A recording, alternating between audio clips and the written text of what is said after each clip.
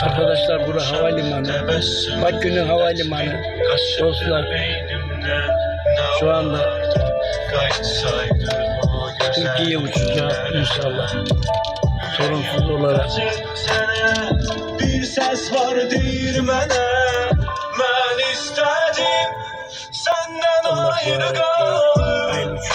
Alımlı azizim, alınmır. Ben istedim bizden uzak kalın. Alınmır azizim, alınmır. Pəncərədə ötür illər mənə mən fəsildəyəm. Görəsən nə qədər cəzan qalıb çəkilməyim. Cırıb atılmır ki keçmiş adi bir şeir deyil ki. Görəsən hansı söz qalıb deyilməyim. Bütün şeirlərimi döndərdim əlvidaya. Düzcə sənə dodağım heç vaxt tərpənmədi. Bütün doğmalardan qaçmışam qaranlığa. Bircə gözlərindən heç vaxt gizlənmədim. Mən istədim. Bunu yazıyor, siliyor, bilmiyorum. Nerede ediyor bu kadar takmadım.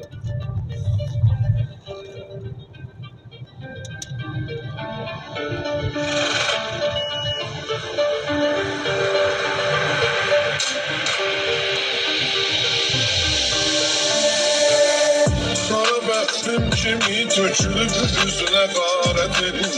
Uçar eşqin evi özgə əlinə dəysən. Uyma dünya malına, qoy sənə gəlməsin şirin. Axırı tordan olan nə dövlət, nə var gözəlim. Uyma dünya malına, qoy sənə gəlməsin şirin. Axırı tordan olan nə dövlət, nə var gözəlim. Bilirəm yollarım, səndə bir sürü var gözəlim. Haydi hoş geldiniz. Allah sizin yolunuzu açık eylesin. Sağ ol ya. Dostu, hala inmeyeyim mi arabadan? İnme, ben oradan soruşuyorum. Diyorum size lazım. Sağ ol. Bizim konağımızsınız. Hele şu yola bir